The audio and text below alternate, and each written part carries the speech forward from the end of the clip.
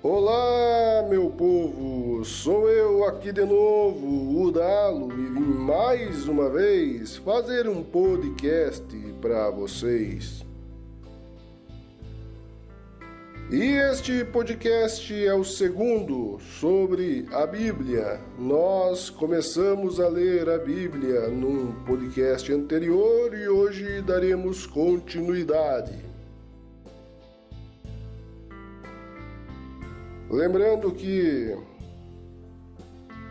eu não vou ler como um religioso tentando te doutrinar, mas sim como um leigo, tentando conhecer, expondo o que pensa, levantando questionamentos, e aquilo que eu ler e concordar, eu vou dizer que concordo e o porquê que concordo. E aquilo que eu discordar, eu vou dizer que discordo e o porquê que eu discordo. Deixando bem claro que a intenção aqui jamais vai ser ofender a religião de alguém. No entanto, como existem pessoas que se ofendem pelo simples fato de uma pessoa pensar diferente, eu peço que se tiver alguém me ouvindo que for assim, que não me escute, que vá escutar outra coisa, porque aqui eu vou levantar questionamentos e eu vou dar minhas opiniões. Mas também acredito que se você estiver ouvindo até agora é porque você é uma pessoa de mente aberta, é porque é alguém que aceita uma opinião contrária. Então você está pronto para ouvir o podcast até o final. E então vamos dar continuidade à leitura da Bíblia, à leitura do capítulo 1 de Gênesis. No podcast anterior, nós lemos o capítulo 1, o versículo 1 e 2. E o versículo 2 teve tanta coisa para a gente comentar que ficamos nele praticamente o podcast inteiro.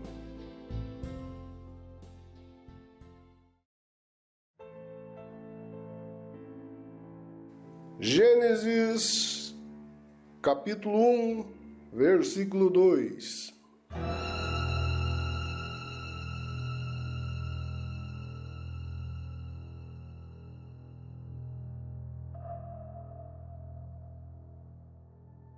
E a terra era sem forma e vazia, e havia trevas sobre a face do abismo.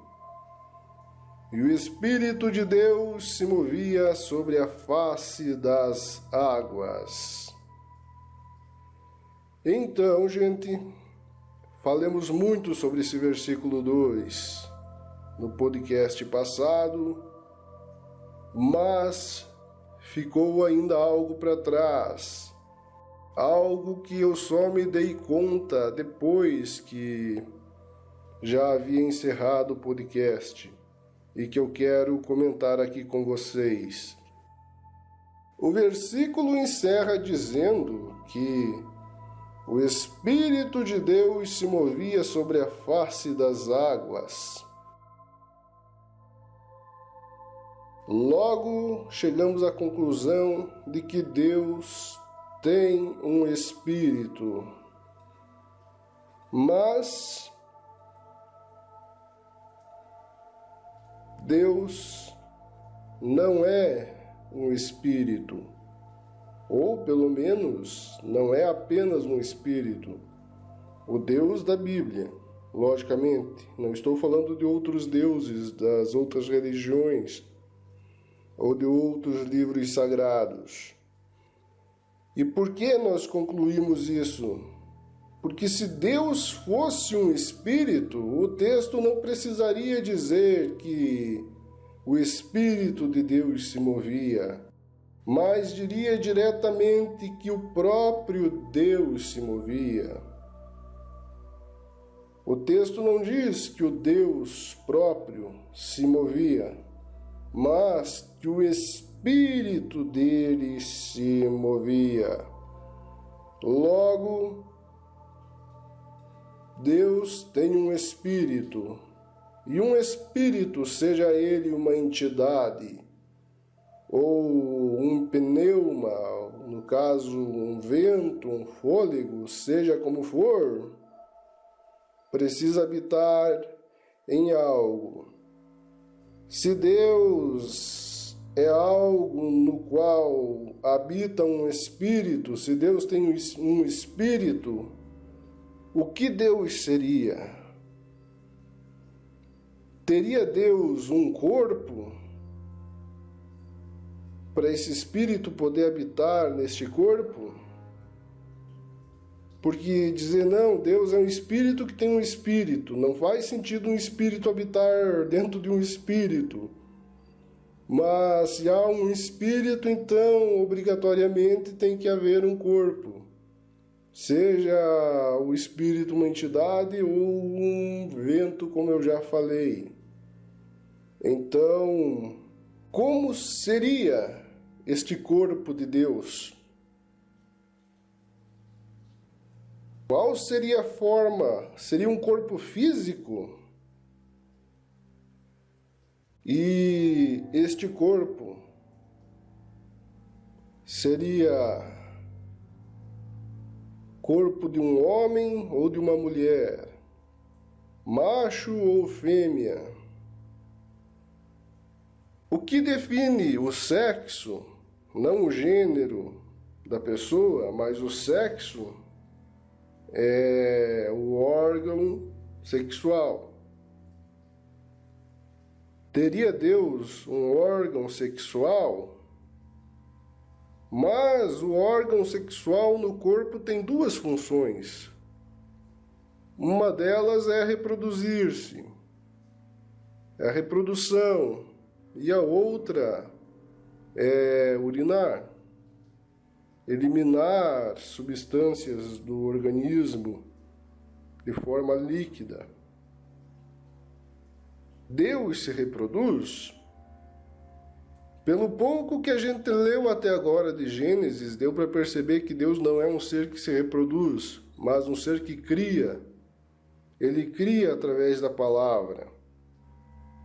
E reprodução precisaria haver outro ser, e não é isso que aparenta. Logo, se Deus não se reproduz, para que Deus precisaria ter um órgão reprodutor? Não faria sentido nenhum ele ter um órgão reprodutor se ele não precisa se reproduzir. Se ele, em vez de se reproduzir, ele cria pela fala. E outra coisa, então qual seria a função de um órgão sexual no Criador do Universo? A segunda, que seria a de urinar, a de expelir substâncias através da urina. Gente, quem em sã juízo vai acreditar que o Criador do Universo vai precisar de um órgão genital para urinar? Não faz sentido nenhum. Então, a conclusão que eu chego é que Deus não teria um órgão sexual. Acredito eu. Mas se ele não tem um órgão sexual, então ele não é nem homem e nem mulher. Mas então, por que o chamamos de Deus? Por que o chamamos de Senhor? Por que o tratamos como se fosse um macho, se ele não é nem macho e nem fêmea? E se Deus em si não tem sexo, por que discriminamos tanto as pessoas por causa de sexo? É algo a se pensar. Vamos para o versículo 3. E disse Deus: haja luz, e houve luz. Bom, muito bom. A luz é boa. Foi algo muito bom que Deus criou, do ponto de vista, né, de que a Bíblia seja a verdade, né, de que tudo que está aí seja verdadeiro. No entanto, há algo estranho aí, há algo faltando aí. Deus disse: haja luz, e houve luz. Mas posso estar errado, me corrijam os físicos. A luz não tem que ter uma fonte? Ela não tem que emanar de algum lugar? Da onde vinha esta luz? Alguém pode me dizer: mas é óbvio, Dalo, a luz vinha de Deus, Deus era que iluminava. Não, mas não é isso que diz o texto. O texto não diz que Deus iluminava, diz que Deus disse: haja luz, e houve luz, e a luz se fez. Mas se fez sem ter uma fonte? De onde vinha essa luz? Algo a se pensar. Versículo 4. E viu Deus que era boa luz, e fez Deus separação entre a luz e as trevas. Mas algo a se considerar aqui. Não que Deus viu que a luz era boa, porque isso nós também concordamos com Deus. Mas separação entre a luz e as trevas? É possível separar luz e treva? Se, na verdade, a treva nada mais é do que a ausência da luz? Não haveria como colocar a luz num lado e a escuridão no outro, pois a escuridão é apenas a ausência da luz. Ou seja, aonde a luz não está, há trevas. E aonde a luz está, há claridade. Então, seria possível separar luz e trevas? É estranho isso. Vamos agora para o versículo 5. E Deus chamou a luz dia, e as trevas chamou noite, e foi a tarde e a manhã o dia primeiro. Ah, tá. Aí o texto não se refere à luz propriamente, mas ao dia e à noite. Só que isso piora a situação, pois até agora não apareceu o sol na história. E como pode haver dia se não houver sol? Se o que faz o dia ser dia é exatamente o sol. Então havia luz sem haver sol? Como pode isso?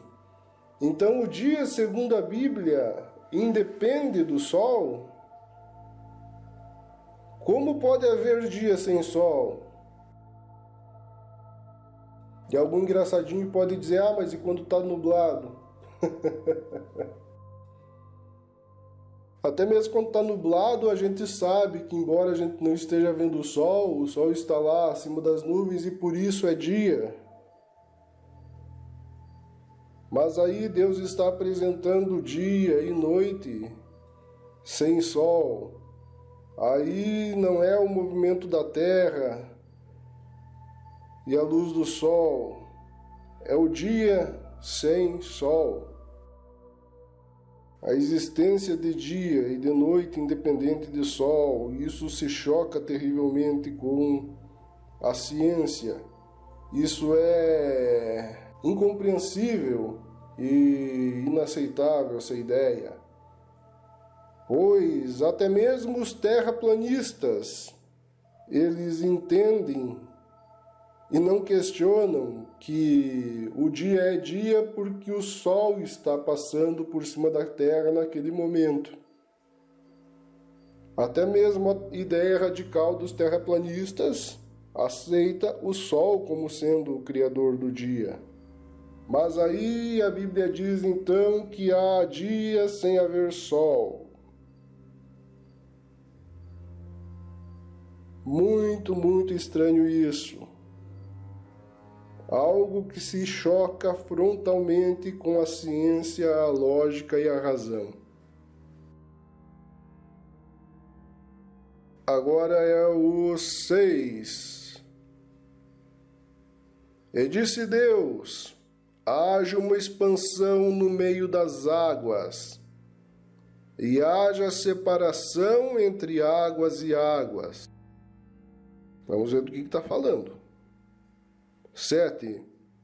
E fez Deus a expansão, e fez separação entre as águas que estavam debaixo da expansão e as águas que estavam sobre a expansão, e assim foi. 8. E chamou Deus a expansão céus. E foi a tarde e amanhã o dia segundo. Tá. Vamos entender isso aqui ou ficar com a cabeça mais confundida de vez. Eu estava me perguntando, que negócio é esse de expansão? Que expansão é essa? E o versículo 8 então revela que a expansão é céus. Vamos ler o 6 de novo, mas no lugar de expansão, vamos colocar então o céu, que é o que no final é revelado. E vamos ver como isso fica mais estranho ainda. Vamos lá. E disse Deus: haja um céu no meio das águas. Um céu no meio das águas. Isso é muito estranho. E haja separação entre águas e águas. Eu consigo entender a terra separando as águas. Mas vamos lá. 7. E fez Deus o céu, e fez separação entre as águas que estavam debaixo do céu, e eu consigo entender perfeitamente a água debaixo do céu, pois é toda a água que está na terra. Mas continua e diz: e as águas que estavam sobre o céu. Gente, que água há sobre o céu? Poderíamos falar das nuvens? Água em forma vaporosa, em forma de vapor? Mas as nuvens não estão sobre o céu, elas estão no céu. Então não é de nuvem que o texto fala, mas o texto fala que há água sobre o céu. Como se sobre o céu houvesse, uma redoma de vidro, e em cima dessa redoma houvesse água. Isso faz algum sentido? Com todos os conhecimentos tecnológicos que temos agora, em que mandamos um monte de quinquilharia para o espaço, com os satélites que fotografam até mesmo galáxias. Como em pleno século XXI nós poderíamos acreditar que há água em cima do céu? Tá, podemos acreditar em nuvens no céu. E podemos acreditar que há água em outros planetas e blá blá blá blá blá blá. Mas acreditar que existe água na Terra e uma água em cima do céu é difícil. Eu me pergunto se seria possível um físico ser físico e ao mesmo tempo acreditar na Bíblia, especificamente em Gênesis, no capítulo 1 de Gênesis. Eu me pergunto como pode haver, se existe algum cientista que concorda com o capítulo 1 de Gênesis. Cientista de verdade. Porque o texto aí se choca de frente com a ciência e até mesmo com a razão. Primeiro, temos dias sem sol. E agora temos água sobre o céu. Não no céu, mas sobre o céu. É algo complicado. Temos que decidir se queremos acreditar na ciência ou na Bíblia. Só assim para poder levar a Bíblia ao pé da letra e acreditar que tudo que está nela é verdade. E você, entre ciência e Bíblia, escolhe qual? Eu não digo com o restante da Bíblia, com o restante da Bíblia.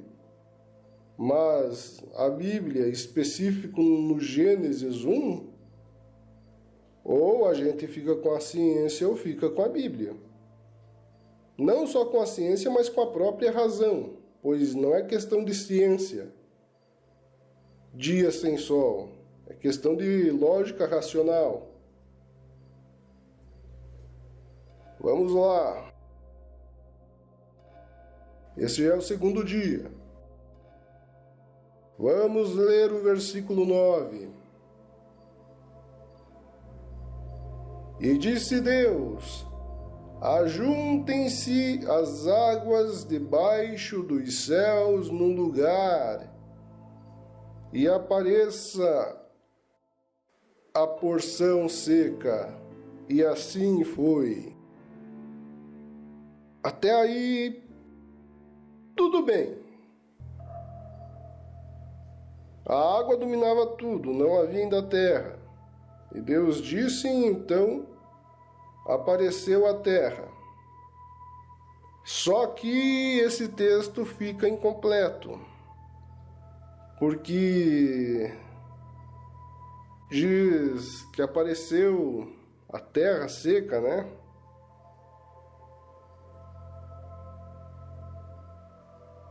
E chamou Deus a porção seca terra. O versículo 9, deixa eu ler de novo. Ajuntem-se as águas debaixo dos céus num lugar e apareça a porção seca. A porção, não as porções. E assim foi. E chamou Deus a porção seca terra. Este texto precisaria estar no plural para ser coerente, pois existe mais de um continente.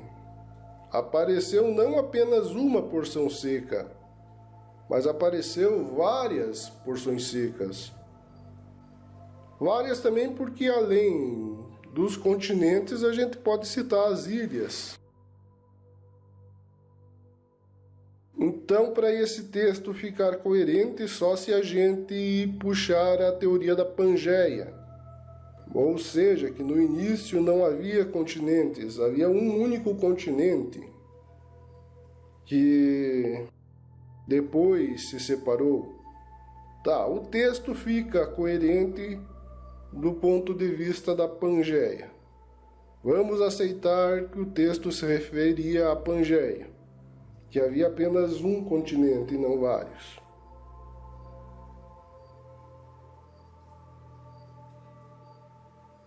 Versículo 11. E disse Deus: produz a terra erva verde, erva que dê semente, árvore frutífera que dê frutos segundo a sua espécie, cuja semente está nela sobre a terra, e assim foi. 11. E a terra produziu erva dando semente conforme a sua espécie, e a árvore frutífera, cuja semente está nela conforme a sua espécie. E viu Deus que era bom, e foi a tarde, e amanhã, o dia terceiro. E aí? A Bíblia só está afirmando que Deus fez a vida vegetal, criou a vida vegetal. A primeira vida que passou a existir no planeta foi a vida vegetal. Mas aí há outro grande problema também. Temos o dia sem sol, o que já não é possível. E agora temos erva e vida vegetal sem sol, o que também não é possível. Por que não é possível?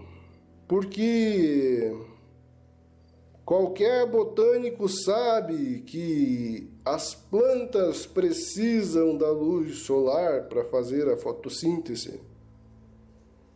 Sem luz solar não há fotossíntese. Então, é algo impossível e que também se choca frontalmente com a ciência. Poderia um botânico crer na Bíblia, especificamente no capítulo 1 de Gênesis? Acho que não dá. Acreditar na existência de vida vegetal sem sol é complicado. Mas continuamos. Vamos agora para o versículo 14.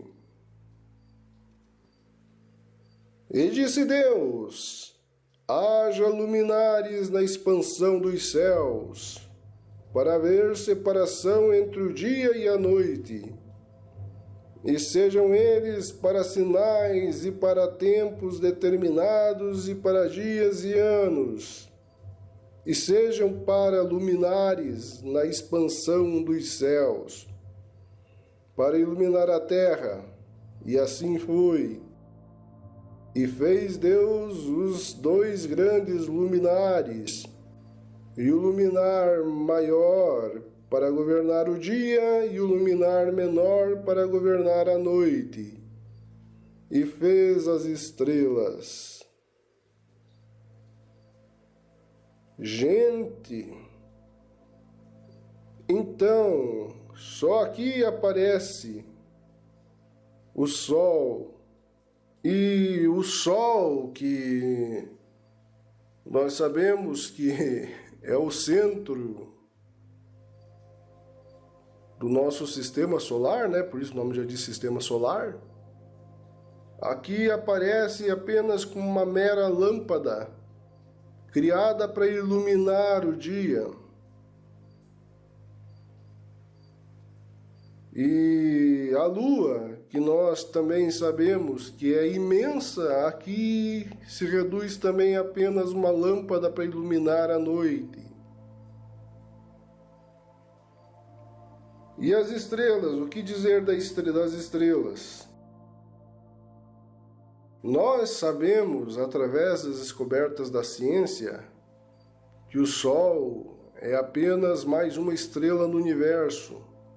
A diferença dessa estrela com relação às outras é que essa estrela que está mais próxima da gente.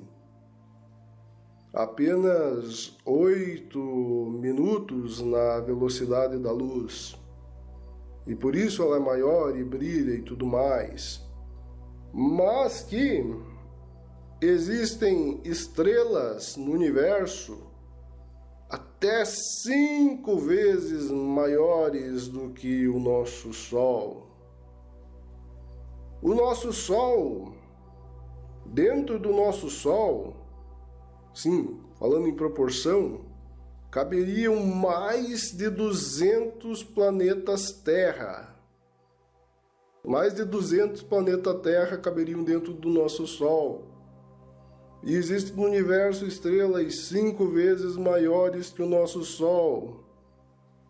Mas aí o texto diz que já havia dia na Terra sem Sol e que agora o Sol foi criado apenas como uma lâmpada para comandar o dia, para iluminar o dia.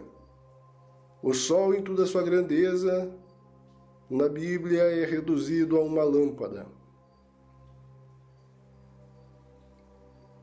E as estrelas piores, porque, segundo a Bíblia, são menores que a Lua e serviriam apenas como lanternas para auxiliar esse luminar maior que a Lua. Olha, é claro que olhando para o céu nós vemos a Lua e as estrelas só aqueles pontinhos, né? Mas estudando física, nós sabemos que a Lua não é nada diante das estrelas. Nós sabemos que o nosso planetinha aqui não é nada diante das estrelas. Mas a Bíblia coloca o nosso planeta como sendo o centro do universo e coloca o universo inteiro como servindo apenas de lâmpadas para clarear a noite. Tirando o sol, tudo o resto é lâmpada para clarear a noite. E pior ainda, tudo isso está no céu e sobre o céu a água. Então, todas essas coisas estariam num espaço mais reduzido ainda.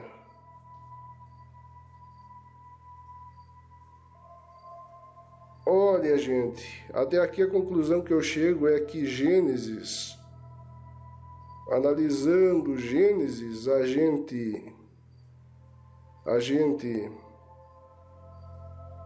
enaltece, não a gente, mas o Gênesis em si enaltece a grandeza do Criador por ter criado todas essas coisas, mas reduz drasticamente, imensuravelmente a grandeza de todo o universo. Eu não sei se você que está me ouvindo tem um mínimo de noção de física, mas para quem tem noção de física, esse texto é impossível de ser aceito. Todo o universo está reduzido a lâmpadas para a Terra. E está tudo muito, muito, muito baixo, porque em cima disso aqui até o céu é reduzido, porque em cima do céu há águas. E aí, eu não sei se vocês perceberam, mas eu encontro outra contradição. Eu entendo a noite sendo treva, precisar de um luminar para reduzir essas trevas que são a noite, no caso a lua e as estrelas. Isso dá para entender sem ser contradição. Mas o dia com luz própria, precisar de uma lâmpada para iluminar, isso não faz sentido nenhum. Desde criança nós somos ensinados dentro de casa que acender uma lâmpada de dia é desperdiçar luz porque não precisa. A não ser que esteja querendo fazer um efeito, um trabalho artístico, ninguém durante o dia sai com uma lanterna acesa. Mas aqui o Gênesis 1 diz que o dia era luz sem ter sol. Era luz, o dia era luz, sem ter sol. E agora precisa de um sol para iluminar o dia. Não quero desrespeitar a crença de ninguém. Crença é crença, mas... E não vou desrespeitar a crença porque eu só estou questionando. Eu não estou insultando quem acredita no Gênesis 1. Eu só estou questionando como é possível acreditar no Gênesis 1 se você tiver o mínimo de conhecimento de física, de ciência e de lógica mesmo, de lógica. Eu falo isso porque sei que tem pessoas inteligentíssimas, conheço várias, que acreditam na Bíblia, acreditam no Gênesis 1, mas aí eu pergunto para esses amigos que acreditam no Gênesis 1, quer dizer que então o dia não precisa de sol para ser dia? Se o sol fosse apagado hoje, o dia continuaria claro? É isso que diz Gênesis 1. Começa dizendo que o dia é luz sem existência do sol. E no final acaba dizendo que foi criado o sol para iluminar o dia e para governar e tudo mais. Este é o versículo 17? Não, é o versículo 19. E foi a tarde e a manhã do dia seguinte. Então, gente, por mim, já estou mais que satisfeito. Vamos encerrar a leitura por aqui.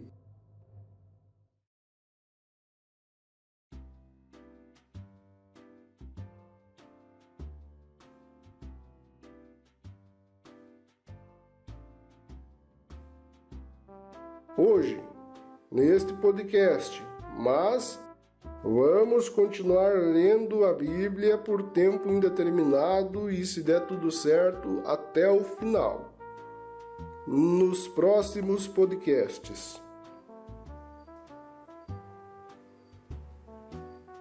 Então, meus amigos, este foi o segundo podcast de leitura da Bíblia. Se você gostou e estiver me ouvindo pela plataforma do YouTube, deixe um like. Se ainda não for inscrito no canal, se inscreva. E se já for, configure o sininho para receber notificações sempre que eu postar um novo podcast ou um novo vídeo. Muito obrigado pela atenção de vocês e até o próximo podcast. Tchau!